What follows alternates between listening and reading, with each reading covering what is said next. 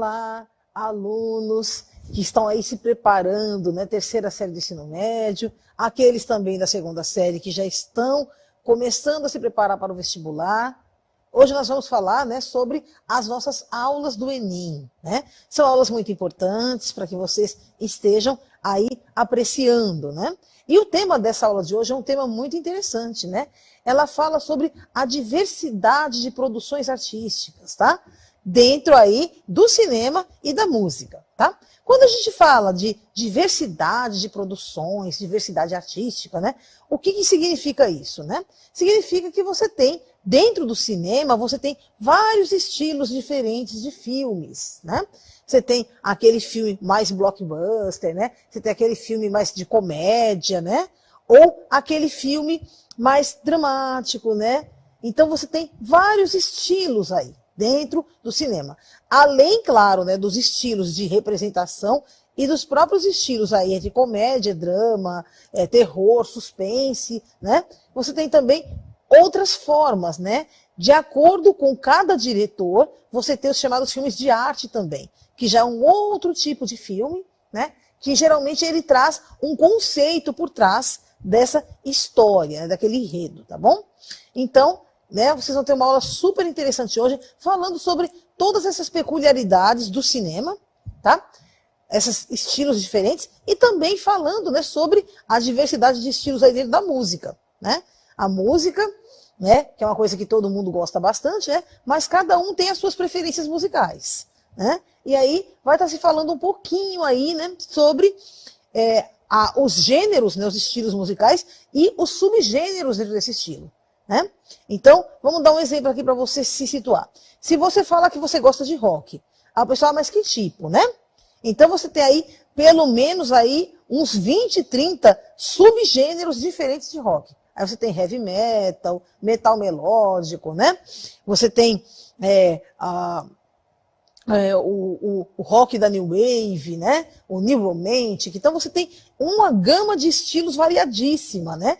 E esses estilos variam de acordo com o contexto histórico de produção deles, ou seja, né, o que estava em voga no mundo na época em que esses subgêneros ou subestilos foram criados. Se você pegar a década de 80, por exemplo, você tem aí pelo menos uns 30, 40 gêneros musicais diferentes que estavam em voga naquela década.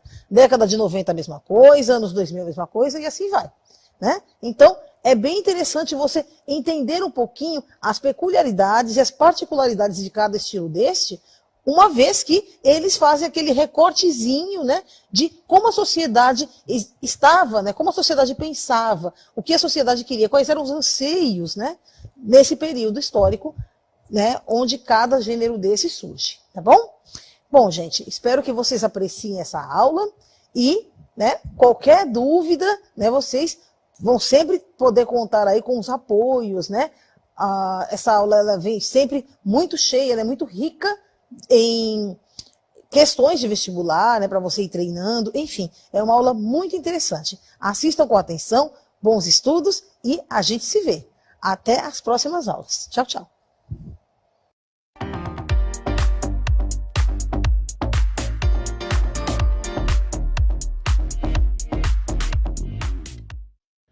Oi, bebê! Tô de novo aqui com você no sabadão para te ajudar para alcançar um resultado maravilhoso que vai te ajudar com o SISU, com o ProUni, a conseguir uma vaga maravilhosa numa universidade pública para construir a sua trajetória profissional, tá bom? Vamos conversar um pouquinho hoje, mais um pouquinho sobre a arte? Essa coisa tão gostosa que foi inventada para deixar a vida mais saborosa, mais suportável, que é a arte. Que seria da gente sem a arte?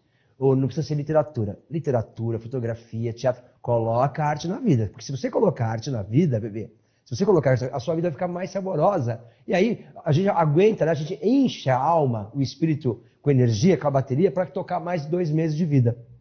Um bom filme, um bom poema, um belo espetáculo de balé, qualquer obra de arte bacana, ela enche nosso espírito, tá certo? Recarrega nossas energias, a gente consegue tocar a vida mais um pouquinho. Bota a arte na vida, bebê. Hoje nós vamos conversar especificamente sobre duas.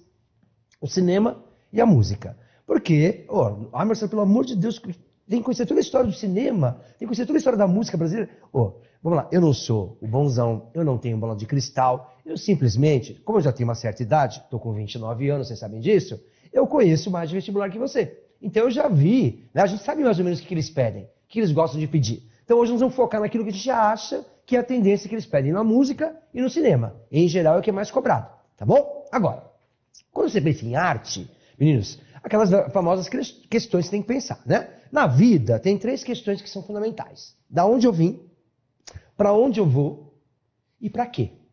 Se você responder essas 3 questões, bebê, você dá um passo largo para fazer sua vida ter sentido. Da onde eu vim, para onde eu vou e para quê? Com a arte, eu queria que você fizesse algumas perguntas. Quem está produzindo? Para quem que é o público-alvo? Tá certo? Com qual intencionalidade? Essas questões todas envolvem a arte. Quem fez? Para quem que está fazendo? Tá certo? Em que época ele está fazendo? Qual a intenção dele? E aí lembra? Forma, conteúdo, material, suporte. Todas essas questões estão girando em torno da arte. Então eu preciso que você, tá certo? E pense na questão artística como uma questão global, complexa, tá certo? Hoje vamos focar um pouquinho então no cinema e na música. Bora lá. Dá uma olhadinha. Queria começar logo de cara com uma questão. Acompanha na tela. Para que a passagem da produção ininterrupta de novidade a seu consumo seja feita continuamente, há necessidade de mecanismos de engrenagens, uma espécie de grande máquina industrial incitante com C, que é de começo, inicial, tá bom? De inicial. Tentacular, entra em questão. Mas bem depressa, a simples lei da oferta e da procura, segundo as necessidades, não vale mais. É preciso excitar a demanda, excitar o acontecimento, provocá-lo, espicaçá-lo, fabricá-lo, pois a modernidade se alimenta disso. É preciso excitar a demanda, excitar o acontecimento, provocá-lo. Parece a propaganda. A propaganda faz o quê? Ela faz você acreditar que um produto que você nunca teve na sua vida, a partir daquele dia que você vê o comercial, a publicidade, se você não tiver, a sua vida não faz sentido. Eu preciso nascer o desejo em você, para que você consuma aquele produto. Ele está tratando da arte como se fosse um produto. Então, sobre o que ele está falando aqui, nesse texto? No contexto da arte contemporânea, o texto da autora Anne Coquelin reflete ações que explicitam métodos utilizados pelo mercado de arte, investimentos realizados por mecenas são aqueles caras que investem na arte, né? Interesses do consumidor de arte, práticas cotidianas do artista, fomentos públicos à cultura. Ele não falou nada de governo aqui, para ser público, tá fora, né? Não está falando do artista, está falando de quem, né? Tem que fazer a arte fazer sentido para os outros. Então não é o artista, é o mercado de arte. É a letra A. Tudo bem? Então existe uma coisa chamada mercado de arte, que começa, né, a pensar quem é o público, uma certa faixa etária, tá certo? Ou um certo extrato econômico, e tem que fazer você querer comprar aquele produto. Porque, vamos ser sinceros, gente, a arte ela é super importante na nossa vida, mas há outras prioridades, né? Nos alimentar, nos vestir. Para você gastar dinheiro com a arte, eu tenho que fazer aquilo inspirar um desejo para você. Então o mercado da arte é importante nesse sentido, tá bom? Transformar a arte não no produto no sentido negativo, né? De virar só alguma coisa a mais aí na produção, né, industrial. Não é nesse sentido. É que eu preciso fazer você querer a arte, para você consumir arte, tá bom? É isso. Muito bem. Vamos falar do cinema brasileiro então? Ai, eu fico tão chateado. As pessoas vão ao cinema. Você vai lá ao shopping, né? Tem 6 salas de cinema. Tem 5 filmes americanos, meia boca, e um filme brasileiro. A pessoa vai em qualquer filme americano meia boca, mas não entra para ver filme brasileiro. E tem filmes no Brasil maravilhosos, maravilhosos. Vamos pensar que estão, antes de pensar no cinema brasileiro, vamos pensar no cinema como um todo? O cinema é chamado de a 7ª arte. Por que o cinema é a 7ª arte? Vamos lá? Porque as outras 6 artes já existiam na Grécia Antiga. Acompanha aqui na tela, ó. Lá na Grécia Antiga já tinha música, já tinha dança, já tinha pintura, escultura, literatura e teatro. E aí surge o cinema, por isso que ele é chamado de a 7ª arte. Agora, vamos ser sinceros? São 7 artes importantes, mas só tem isso de arte? Não está faltando alguma coisa aí? Hein? Dá uma olhadinha de novo na tela. Você não está pensando em alguma outra coisa? Não tá, esse contempla tudo que existe em arte? Pensa lá um pouquinho, ó. Está faltando alguma coisa aí, não tá? Então atualizaram a tabela, ó. Colocaram a fotografia como 8ª arte, a história em quadrinho como a 9ª arte, os jogos de computador e videogame como 10ª arte, e existe a arte digital. Algumas pessoas colocariam também, né, arquitetura, para alguns a moda, algumas roupas viram obras de arte, tá certo? Para alguns a gastronomia, aí começa, né, a discussão quais são os limites da arte. Não é a nossa aula de hoje, né? Tem gente que vai colocar a gastronomia, o esporte, futebol, arte, né? Mas aí são os limites, aquela coisa que está beirando, entrando na arte e não entrando, está no limite. Agora vem cá um pouquinho. Marcelo, videogame, professor? Videogame, bebê. Claro que não são todos os jogos, mas alguns jogos chegam ao nível de obras de arte. Tem um museu em Londres, chamado Museu Tate, fizeram uma exposição sobre videogames. Se um museu de renome reconhece o videogame como obra de arte, claro que ele é. Por que é obra de arte um videogame? Porque eu preciso ter um grande enredo, então é literatura. Se a história não for interessante, você não se interessa. Eu tenho que ter um grande engenheiro de som para colocar uma música que vai te deixar animado, tenso, atento, tá certo não? Excitado. Eu preciso ter uma interface gráfica interessante. Se for muito tosco, você não quer jogar. Então veja, envolve artes visuais, envolve música, envolve literatura, é arte, tá bom? Bom, dá uma olhadinha? Quando cai cinema brasileiro, em geral cai isto aqui, chama-se cinema novo. Meninos, qualquer curso de história do cinema decente, seja em Nova York, em Paris, em Roma, se for um curso sério, passa pelo cinema novo. O cinema novo é o nosso cinema de exportação. É por isso que quando cai o cinema, cai ele. Porque foi ele que a gente exportou para o mundo. O que é o cinema novo? Tá certo? É um jeito de fazer filme que começou no Brasil. Tá certo? E que vai inspirar pessoas lá fora. Então, o que aconteceu lá nos anos 60? Nos anos 60, não tinha mais estúdios no Brasil. Nós chegamos a ter duas grandes mini Hollywoods no Brasil. Uma chamava Atlântida, outra chamava Veracruz. Mas elas quebraram e aí você não tinha muitos recursos. Então, você tinha que criar um cinema novo. Eu não tenho um estúdio. Se eu não tenho um estúdio, como eu tenho aqui, ó, eu não tenho iluminação artificial. Tem que usar a luz do dia. E quem gosta de fotografia sabe, é toda uma outra técnica de abertura de diafragma da câmera para pegar a luz do dia, tá certo? Ou eu não tenho muito dinheiro, então eu não posso fazer corta. Tem cenas longuíssimas que eu não tenho muita fita para rodar. Ou eu não tenho dinheiro para contratar ator, então eles vão usar muitos não atores. Então eles chegavam numa cidadezinha do Nordeste, em geral eram feitos no Nordeste, tá certo? Então, durante 2, 3 meses, tinha todo um trabalho de sensibilização com aquela comunidade, tá certo? Para participarem do filme. Então, acabava sendo um ato político, porque você conscientizava as pessoas, empoderava as pessoas, tá certo ou não? Então, olha que interessante. Então, claro que tinha atores, mas eram poucos. A maioria eram moradores do local mesmo. Eu uso o cenário local. Então, é um cinema feito com pouca grana, porque não tinha estúdios e não tinha grana. Então, dá uma olhadinha, ó. Vamos ler juntos, ó. O grande nome dessa turma chama-se Glauber Rocha, um gênio da cultura brasileira. Tem uma forte temática social, tem um desejo de transformação política e social. Alguns nomes aí, Deus e o Diabo na Terra do Sol, o Dragão da Maldade contra o Santo Guerreiro, Terra em Transe. Outro grande nome dessa turma é o Nelson Pereira dos Santos. Coloquei um cangaceiro porque em geral é feito no Nordeste. Então dá uma olhadinha, características. Eles têm um lema. Qual é o lema deles? Uma câmera na mão e uma ideia na cabeça.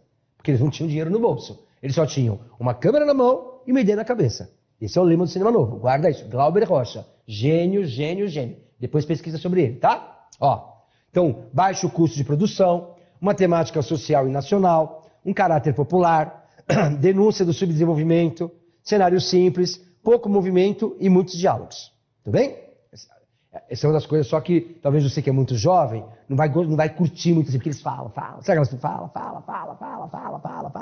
Porque é um cinema político, tá certo ou não? Mas que causava um impacto naquela comunidade onde eles se instalavam para fazer o filme. Interessantíssimo, é o nosso cinema de exportação. Cinema novo, Glauber Rocha. Guardou? Muito bem. E a nossa música de exportação? Olha eu, Vidas Secas. É um filme de cinema novo. Em geral, preto e branco, né? Ó o Glauber Rocha aí, ó. Bom? Muito bem. Outras pessoas interessantes, né? Do nosso cinema, você precisa conhecer um cara interessante. Para nós de São Paulo é um orgulho, né? Mazzaropi, um grande cineasta paulista, tá certo? Que eternizou no cinema o Jeca Tatu. Um personagem lá do Monteiro Lobato, que era um caipira, né? Tá certo ou não? Doente, né? Tinha lá amarelão, tá certo? O Jeca Tatu foi eternizado no cinema pelo Mazzaropi. E outro grande nome do nosso cinema nacional, o Zé do Caixão. Faleceu recentemente, tá certo?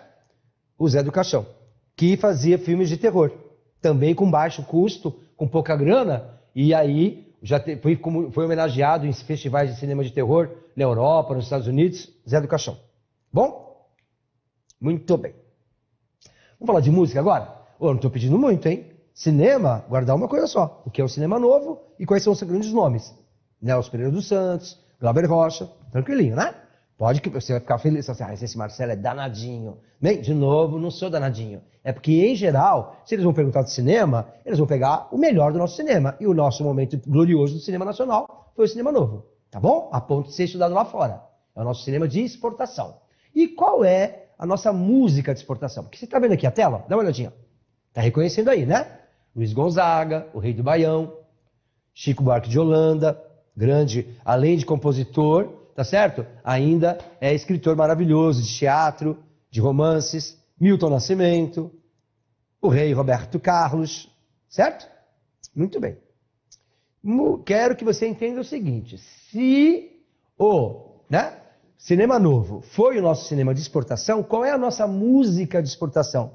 Não é o samba, não é o samba. Vocês sabem, né? Eu adoro samba, eu fui presidente da gloriosa Unidos de Vila Maria. Ó, bebê, ó. Eu fui presidente da Unidos de Vila Maria, mas o samba não é a nossa música de exportação. Se você comprar um teclado lá no Japão, em Tóquio, vai ter a teclinha Bossa Nova. Bem? Foi a Bossa Nova que a gente exportou para o mundo. Marcelo, eu já ouvi falar tanto dessa Bossa Nova. O que foi essa Bossa Nova que tanto falam dessa Bossa Nova? Porque a Bossa Nova, meninos, ele mudou o jeito da gente encarar o que é um cantor. Até a Bossa Nova, ser cantor era sinônimo de vozeirão. Calvi Peixoto. Conceição, eu me lembro muito bem, vivia no morro a sonhar. Ângela Maria, Babalu, oh, Babalu. Nelson Gonçalves, Boemia, aqui me tens de regresso, e suplicante eu te peço a minha nova inscrição. Voltei. Você tinha que ter vozeirão para ser cantor. Agora, com a Bossa Nova, não, bebê. Eu tenho que ser um bom intérprete e afinado. Tudo bem? Então muda completamente. Nós vamos conhecer agora o pai da Bossa Nova. O Caetano Veloso e o Gilberto Gil dizem que começaram a se reconheceram como cantores, decidiram virar cantores quando ouviram esse cara cantar no rádio. Se esse cara canta, eu também canto. Porque eu não preciso ter vozeirão, eu tenho que ser bem afinado e tem que ser um intérprete. Mudou a tal ponto que hoje a gente acha que quem tem vozeirão é brega. Hoje, quando a pessoa tem um vozeirão, o pessoal olha meio torto. Olha como mudou a concepção. Tá certo? Então, quem é o pai da Bossa Nova? Olha, acompanha na tela. O pai da Bossa Nova chama-se João Gilberto. Tudo bem? Tá certo? Que escreveu aí Chega de Saudade, em 1959. Vai minha tristeza e diz a ela que sem ela não pode ser. O João Gilberto é esse que está indo para o céu aqui, tá vendo? Morreu aí em 2019. Tá certo? E ele tem alguns discípulos importantes, como Tom Jobim e Vinícius de Moraes. Olha que coisa mais linda, mais cheia de graça, ela, menina que vem e que passa. Garota de Ipanema, uma das músicas mais famosas do mundo. Meninos, o João Gilberto é um gênio da raça. Gênio da raça. Vai minha tristeza e diz a ela que sem ela não pode ser. Dizem, né? Eu não entendo muito, eu não sou assim, não tenho muito ouvido musical. Minha educação musical não é muito forte. Mas se você pegar 50 gravações de Chega da Saudade, ele nunca gravou do mesmo jeito. Ele sempre faz, né, improvisações, que lembra muito um estilo musical americano. Qual é o estilo musical americano que é sempre de improviso? Chama-se jazz. A Bossa Nova parece muito o jazz americano. Porque sempre, né, você sempre está renovando, sempre renovando. Você nunca toca igual. Não é uma coisa mecânica. Tem uma improvisação ali, que é do momento, tá certo? Do swing, da mistura, do clima que está entre os músicos ali que fazendo a música na hora. Bossa Nova mudou o nosso jeito de interpretar, o que a gente considera como cantor, tá certo? E é uma música de improvisação. Maravilhosa. Não tem que ter vozeirão, tem que ser afinado. Tá bom? Bossa Nova, João Gilberto. Muito bem. Então, você viu que ano que era o Chega de Saudade? Chega de Saudade é 1959.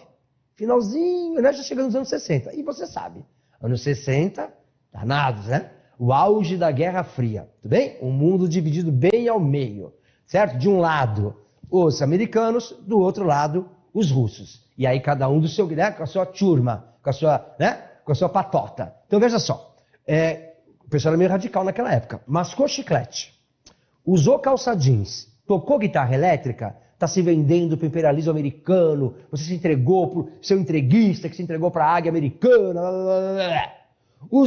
Tocou bossa nova ou música de protesto, caminhando e cantando, e esquerdopata, volta para Cuba.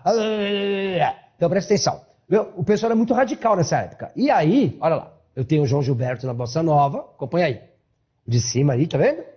Um banquinho, um violão, esse amor uma canção. O Geraldo Vandré, caminhando e cantando. E do lado de lá, a Jovem Guarda, né? Você está reconhecendo? Erasmo Carlos, Vanderleia, Roberto Carlos, o Rei. Tudo bem? O Brasil, e eles, o que acontecia? O pessoal era radical. Se o pessoal da Jovem Guarda e da Bossa Nova e da música de protesto era esquerdopata, volta para Cuba, o pessoal de cá era chamado de alienado.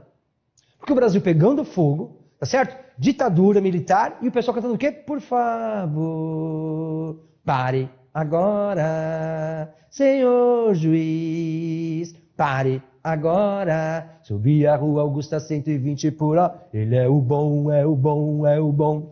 Ele é o bom, é o bom. Não que seja da minha época, tudo bem? Porque eu nasci em 82. Então presta atenção. Eu vou fazer um comentário sobre a Jovem Guarda. É fato. A contribuição musical da Jovem Guarda... A Jovem Guarda não mudou muito a história da nossa música, mas a importância deles foi comportamental. Então, numa época de repressão, que todo mundo tinha que ter cabelinho de corte militar, Roberto e Erasmo, cabelão desse tamanho. Numa época de censura, a Vanderleia ia para a televisão de mini saia. Depois procura aí nas redes sociais. Bem? Então, de novo, a música da Jovem Guarda não contribuiu muito. Eles pegavam o rock americano e davam uma adaptadazinha, tá certo? Não teve nada de muita invenção, de brasilidade. A importância da Jovem Guarda foi comportamental. Os jovens se identificavam com eles porque no momento de repressão, eles significavam liberdade. Tudo bem? Então presta atenção. Volta na tela aqui, ó. Volta na tela. Os artistas eram amigos. Eles não tinham problemas. As torcidas não. Quando o pessoal se encontrava, altas confusões. Era gangue. Tudo bem? Era o pessoal que achava que uma turma era de direita, outra turma era de esquerda. Porque era o auge da Guerra Fria. Tudo bem? O mundo dividido. Então, nos anos 60, rolou muita coisa. Então, eu vou ter a música de vanguarda, a Jovem Guarda, desculpa, a música de protesto, os festivais da canção e a Tropicália. Vou explicar um por um para vocês. Anos 60, ferveram na música. Vamos lá? Primeiro, os festivais de canção. Meninos, ó, dá uma olhadinha. Você reconhece as pessoas? Ó? Chico Buarque de Holanda, logo no começo. Depois, Gilberto Gil. Caetano, embaixo, Roberto Carlos. Lá no canto, Edu Lobo. Tudo bem? Marcelo Gil veio falar desses festivais. Por que eles eram tão importantes assim? Porque, meninos, numa época de repressão, como é que funcionavam os festivais? Tinha classificatórias. Então tinha uma apresentação, classificava, sei lá, 10 músicas, depois outra classificatória, e aí tinha a grande final. E aí o público participava. Era gravado ao vivo, tá certo? Imagina, ginásio lotado, teatro lotado. E numa época que eu não podia votar, que eu não tinha liberdade de expressão, eu podia vaiar, eu podia torcer, eu podia, tá certo? Eleger quem eu queria. Então as pessoas aproveitavam para fazer catarse. Catarse vem do grego. Catarse significa expelir, expurgar, colocar para fora, vomitar, fazer sauna emocional. Da vida, eu ouço mais sim ou eu ouço mais não? Da vida eu ouço não. Não pode, não. Por que eu dou um tiro na cabeça? Porque tal qual uma panela de pressão que não estoura, eu tenho uma válvula de escape. Que é a catarse. Então, quando o pessoal ia para lá e vaiava uma música, não era só a música que eles estavam vaiando. Naquela vaia vinha mais coisa junto. Era uma vaia porque eles estavam vivendo naquela época. Por isso que os festivais eram importantes. Porque era um espaço de liberdade, num momento de repressão política. Tudo bem? Então dá uma olhadinha lá. Ó. Era um espaço de liberdade artística e de opinião. Aplausos e vaias faziam a catarse e eles tinham direito à escolha. Tudo bem? Mas, como eu te falei, né, o pessoal era radical. Então tinha a turma que achava que um certo tipo de música se identificava com o imperialismo americano, um outro tipo de música se associava ao comunismo. Tinha que surgir um terceiro grupo. Tinha que ser baiano. Oh, meu rei, Brigue não, tudo é lindo, tudo é telúrico e onírico, não é mesmo? Oxe, cadê Veveta? Cadê Claudinha Leite? Cadê Carlinhos Brown? Cadê? Bem, tinha que surgir um terceiro grupo chamado Tropicalismo, ou a Tropicália. E quem vai ser o grande líder dessa turma? Caetano Veloso. Então presta atenção aqui na lousa, dá uma olhadinha aqui, nossa lousa digital. Essa foto, ela é histórica e vergonhosa. Olha em mim aqui um pouquinho, ó. Olha aqui, me acompanha aqui, ó. Tá vendo? Aqui eu tenho o Jair Rodrigues, talvez o primeiro rapper brasileiro. Deixa que diga, que pense, que fale. Deixa isso pra lá, o que há, o que tem? Eu não tô fazendo nada, você também? É tão gostoso assim levar um papo com alguém? Bem, Elis Regina, Gilberto Gil, essa foto é vergonhosa e histórica. Eles morrem de vergonha dessa foto. Olha que loucura. Isso foi uma passeata em São Paulo. Caetano e Gil, todo mundo sabe, amicíssimos. O Gil vai liderar uma passeata contra o Caetano Veloso, porque ele foi num festival e a música que ele se apresentou tinha guitarra elétrica. Tá se entregando pro imperialismo americano, tá escondendo suas raízes. Olha que época radical. Tudo bem, não? Aí o Caetano, que era genial, né? O que ele falou assim? Gente,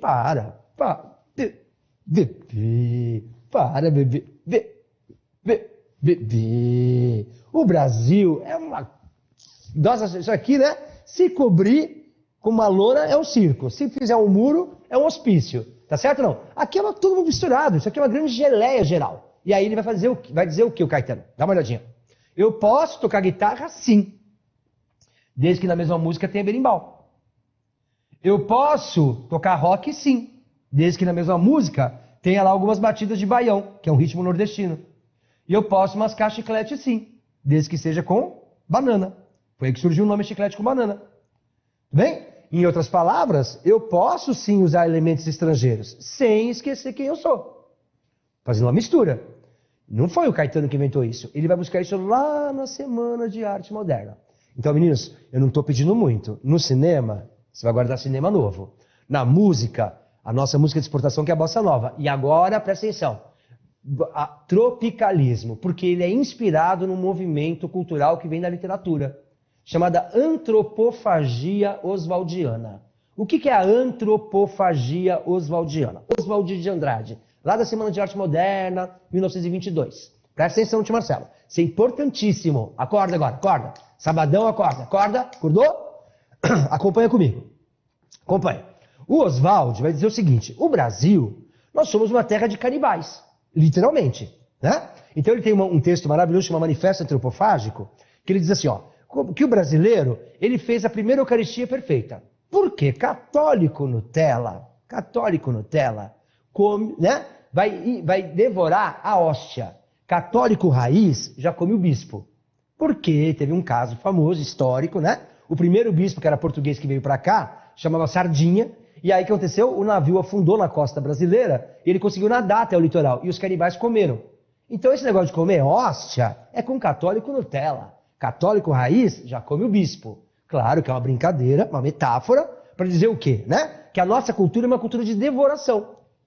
Por favor, quer dizer que você vai ser xenófobo e falar assim, não, nada que for estrangeiro eu não quero. Então por causa disso você não vai ler o Shakespeare, porque é inglês. É isso mesmo? Bebê, o Shakespeare não é orgulho da Inglaterra. O Shakespeare é orgulho da raça humana. Mas eu vou pegar o Shakespeare, devorar o Shakespeare e devolver para o mundo com a cara do Brasil. Então a frase era to be or not to be. O que virou com o Oswald de Andrade? To be or not to be virou to be or not to be. To be or not to be. Entendeu? Então ele pegou o Shakespeare, devorou o Shakespeare e devolveu com a nossa cara. Então a nossa cultura é uma cultura antropofágica. Quer ver? A pizza é nossa? Não. Peguei a pizza, devorei a pizza, entendi o conceito da pizza e devolvi para o mundo muito melhor. Bebê, você vai para a Itália, é uma decepção. Você fala, vou comer uma legítima pizza italiana. A massa é fina, seca, tá certo? E só tem pepperoni e mussarela. Você fala, não, cardápio, não tem cardápio. Oi, pepperoni e mussarela. Aqui é borda de cheddar, borda de gergelim com catupiry, pizza de escondidinho, pizza de cachorro quente, de estrogonofe, de Nutella com M&M. Tudo bem? Ou o chiclete é nosso? Não. Peguei o chiclete, devorei o chiclete, entendi o chiclete e devolvi para o mundo. Né? Vai ter chiclete de acerola, com de jabuticaba, aí você inventa o house com essência de pão de queijo, entendeu? Eu pego o que não é nosso, misturo e devolvo com a nossa cara. É fazer antropofagia. Então lá, o Caetano, que é dos anos 60, vai se inspirar lá no Oswald de Andrade, que é dos anos 20, da Semana de Arte Moderna. Tá pegando a linha do tempo? Então tá. Vamos lá? Olha lá. Então vê se você conhece, se você entende essa imagem aí. Ó. Eu tenho aqui na ponta de cá o Caetano Veloso. Na ponta de lá, todo trabalhado no Hulk verde, é o Gilberto Gil. E quem está lá embaixo? É a Emília, do Sítio Pica-Pau Amarelo? Não, né? É a Rita Lee, que era de um grupo chamado Os Mutantes.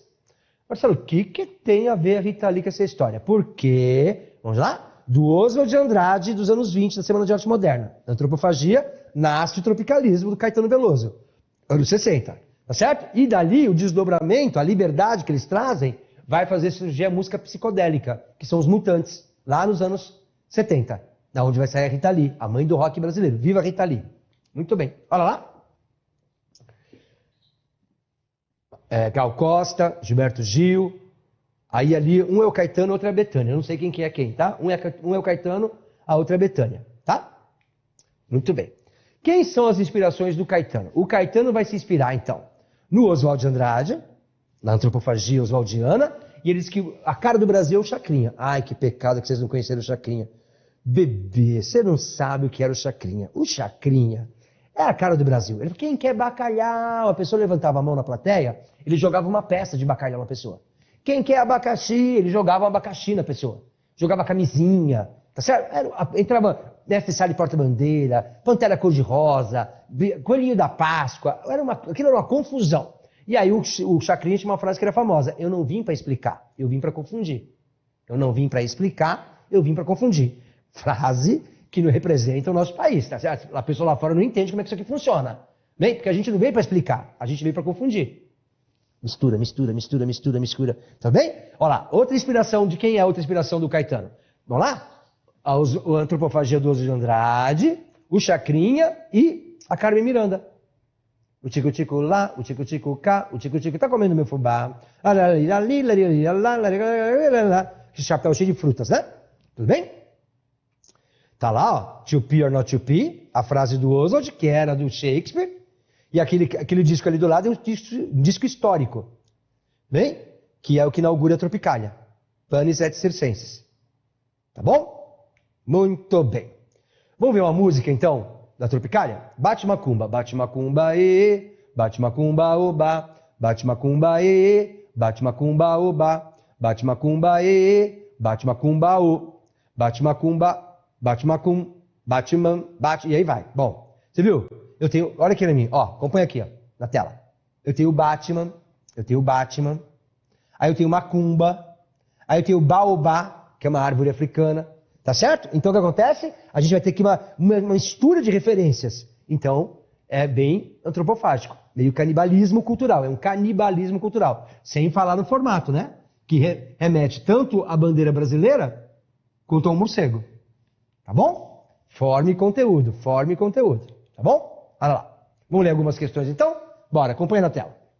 Tendo como grande princípio a máxima, uma câmera na mão e uma ideia na cabeça, essa nova geração de cineastas propôs deixar os obstáculos causados pela falta de recursos técnicos e financeiros em segundo plano. A partir de então, seus interesses centrais eram realizar um cinema de apelo popular, capaz de discutir os problemas e questões ligadas à realidade nacional, e o uso de uma linguagem inspirada em traços da nossa própria cultura. A afirmação acima se refere a uma câmera na mão, uma ideia na cabeça, cinema novo. Tá bom? Muito bem. Veja lá, duas imagens. Fotografia em preto e branco de músico da cultura Lupa, norte de Angola, tocando uma calimba, um lamelofone. Manifestação carnavalesca registrada por Debré, um pintor do século XIX, escravos vestidos como europeus em cortejo musical à época do Império. Se você reparar, ele está com um instrumento igual, ó. Olha aqui na tela para mim, ó. Tá vendo aqui, ó? Esse instrumento aqui está na mão do rapaz aqui no Rio de Janeiro, ó. Essa é uma foto atual. Essa é uma foto, uma pintura do século XIX. Tá certo? Olha que interessante. Vamos ver a pergunta? Um instrumento feito de lâminas metálicas e cabaça é comum a manifestações musicais na África e no Brasil. Nos textos, apesar de figurarem em contextos geográficos separados pelo Oceano Atlântico e terem cerca de um século de distanciamento temporal, a semelhança do instrumento demonstra vinculação desses instrumentos, como a cultura dos negros escravizados, influência da cultura africana na construção da musicalidade brasileira, condição de colônia europeia comum ao Brasil e grande parte da África, escassez de variedade de instrumentos musicais relacionados à cultura africana, importância de registros artísticos na difusão e manutenção de uma tradição musical. Então, devagarzinho, a gente sempre falou com você, né? Sempre tem no Enem, sempre vai ter aquelas alternativas que você já tem 2, 3 que você já elimina numa boa. E aí fica com as 2 perigosas. Vamos eliminar as bobagens aqui? Bota na tela. Vamos lá? Não está falando nada de Europa. Esquece a C. Concorda comigo, não? Ou não está falando de falta de variedade, não é porque ele está mostrando que teve uma coincidência, não que tem poucos instrumentos musicais. Então a C e a D são bobagens. Concorda? A. Vinculação desses instrumentos com a cultura dos negros escravizados. Então, se ele quisesse só mostrar... lembra que eu falei para vocês? Volta aqui comigo, ó. Lembra que eu falei com vocês? 75%, 100%, 125%. Você vai na 100%. Então, se ele estivesse falando só dos escravizados, não tinha aquela foto atual do rapaz em Angola. Ia mostrar só a pintura. A pergunta é sobre os 2 quadros. Cuidado, lembra que eu falei para você? Tem que ter alternativas que são 75% verdadeiras, tem alternativas que são 100% verdadeiras e alternativas que são 125% verdadeiras. 100% verdadeiras é aquilo que está no texto. 75% verdadeira é só um pedaço do texto. E ele está perguntando o texto inteiro, não vale, ainda que seja verdade. E 125% são informações que estão fora do texto, que são verdadeiras, mas que não vale porque não está no texto. Tá bom? Então a letra A não dá. Pode ser a B e pode ser a E. Vamos ver a E? Importância de registros artísticos na difusão e manutenção de uma tradição musical, influência da cultura africana na construção da musicalidade brasileira. Para eles terem buscado uma foto lá na África, é claro que a resposta é a letra B de bola. Concorda? Facinho. Veja lá, eu tenho Brasília à frente e atrás eu tenho, tá certo? Um compositor de música. Tem lá uma partitura lá atrás, uma pauta musical, tá vendo? As notas musicais. Com relação a esse recurso visual, utilizado pela revista Cult, assinale a alternativa correta. O uso do recurso da ilustração constitui apenas um elemento decorativo, ou o cara vai colocar isso aqui só para dizer, vou botar qualquer coisa aí. Claro que não, né? Tem uma intenção. Não é decoração só. Ao ilustrar o dossiê com a partitura de Mozart, o conteúdo do material foi alterado. Não, ele não está alterando. Ele está acrescentando uma nova informação. Alterar seria mudar o sentido do documento. Ele está só usando algum recurso que reforça a mensagem. A ilustração constitui um recurso intertextual, pois a partitura pertence a uma composição musical fúnebre, remetendo às mudanças referidas pelo autor. Dossiê e ilustração não dialogam entre si, a partitura de Mozart não endossa a proposta do dossiê. Óbvio, né? Se a pessoa usou a partitura, usou essa imagem, ele tem um interesse, que é fazer uma relação intertextual, intertextualidade, quando um texto dialoga com outro texto. Tá bom? Então a letra C. Facinho. Olha os Mutantes aí. A Rita Lee no meio. Tá vendo? A capa do LP Os Mutantes, de 68, ilustra o movimento da contracultura. O desafio à tradição nessa criação musical é caracterizado por... Então, vamos de novo? Dá uma olhadinha aqui na imagem. Dá uma olhadinha. Roupas muito loucas. Concorda? Anos 60. Como é que ele está fazendo, então, uma crítica à tradição? Letras e melodias com características amargas e depressivas. Um emo pré-histórico. Arranjos baseados em ritmos e melodias nordestinas. Sonoridades experimentais e confluência de elementos populares e eruditos. Temas que refletem situações domésticas ligadas à tradição popular. Ritmo contido e reservado em oposição aos modelos estrangeiros. Se eu falei que os Mutantes vêm lá da tradição do tropicalismo, e o tropicalismo é uma mistura, vou misturar tudo, então vê qual que é a questão, qual a alternativa que mais fala de mistura, dessa ideia de mistura. Lógico que é, né? A mistura de coisas populares e eruditas. Letra C. Tudo bem? Já te alertei. Sabe aquele papinho que o Enem não é uma prova conteudista? Tem que ter pelo menos um mínimo de informação sobre cada área. Para você se situar. É mentira. Tem muita questão que você resolve só com interpretação de texto. Mas tem questão que tem que ter um mínimo de informação. não estou te pedindo muito, hein? De toda a história do cinema nacional, você guardar só uma coisa, o cinema novo. De toda a riqueza musical brasileira, pedi para você guardar duas coisas, bossa nova e tropicalismo. Ah, vai. Dá seus pulos, faz seus corre, vai. Eu vou pular, nosso tempo vai estourar, eu vou pular essa questão aqui, tá? Vou fazer uma outra, que eu acho mais legal. Mais pertinente. Vamos para essa aqui, ó.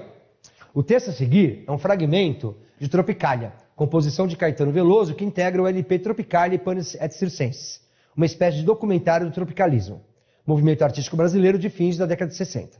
Sobre a cabeça os aviões, sobre os meus pés os caminhões, aponta contra os chapadões meu nariz. Viva a bossa, sassá, viva a palhoça, sassá, sassá. Viva a bossa, sassá, viva a palhoça, sassá, sassá. Um monumento de papel crepom em prata, os olhos verdes da mulata. A cabeleira esconde atrás da verde mata, o luar do sertão. Ô, acompanha aqui na tela comigo, ó. Você viu que zona que é isso aqui? Avião, aí tem caminhão, aí tem chapadão, aí vai pra bossa nova, aí tem a palhoça, aí tem uma moça que é negra com os olhos verdes, que é uma mistura. Aí tem não há, ó gente, ó não, luar como esse. É uma mistureba, concorda? Vamos lá? Tropicalismo.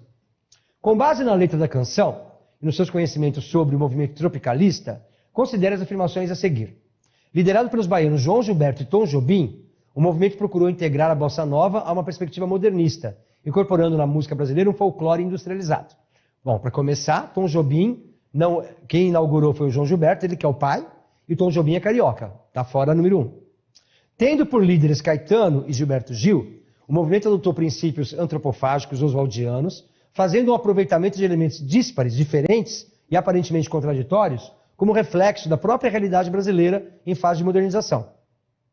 O tropicalismo espelhou as contradições da realidade brasileira ao alinhar dados modernos com arcaicos, que acabaram por determinar novos rumos para a música. Misturou o antigo com o novo, mistureba. Com Caetano e Gilberto Gil, a música popular brasileira tinha por objetivo em suas letras demonstrar a hegemonia cultural do país. Ou, se fosse hegemonia cultural do país, não teria referência à antropofagia, que é pegar o estrangeiro e incorporar com a nossa. Então, quais são as alternativas verdadeiras? Vamos lá? As alternativas verdadeiras são, vamos voltar? A 2, com certeza, e a 3. A 1 não, porque falou que Tom Jobim é baiano, e a 4 não, porque falou, né, só da hegemonia brasileira. E antropofagia e tropicalismo é mistura. Bom, vamos lá? Super bom gosto com super mau gosto. O fino e o grosso. Berimbau e Beatles. Bossa e bolero. Olha lá. Você já sabe que é tropicalismo, né? Berimbau com Beatles só pode ser tropicalismo. Não precisa nem pensar muito. Né? Foi responsável até então pela inviável conciliação na música brasileira entre conceitos do universal e regional. Ainda mais gerou grandes transformações na inibida cultura brasileira. Mistureba, mistureba, mistureba. De quem nós estamos falando? Se é mistura, só pode ser o tropicalismo. Inspiração na antropofagia oswaldiana. E assim, a gente encerra o nosso encontro. E tenho certeza que você sai daqui muito mais enriquecido de informação e tendo um pouquinho mais de amor pela cultura brasileira. Viva o cinema brasileiro, viva a cultura brasileira. Pode vir, Enem, que os meus bebês estão preparadíssimos. Até a próxima. Tchau, tchau.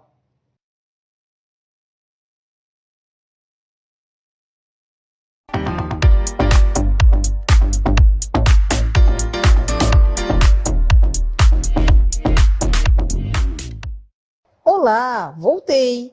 Olha só, que aula incrível, não? Eu também estava assistindo lá dentro. Olha só. E o que vocês acharam dessa aula? Eu achei simplesmente fantástica, né? E como é que vocês se sentiram em relação a esses conteúdos? Como foi esse aprofundar conhecimentos que vocês já traziam aí, mais ou menos, né? Já esboçados, já delineados. Como é que foi essa ampliação? Uma coisa que é muito importante, gente, sempre antes de cada aula, já deixa separadinho ali no ladinho, lápis e papel. Você vai precisar muito deles para anotar os principais conceitos da aula. E são eles que vão te ajudar a tirar aquela nota 10 no Enem, tá bom? Gente, a gente vai ficando por aqui. Para vocês em casa, bons estudos, muita dedicação e até a próxima. Tchau, tchau.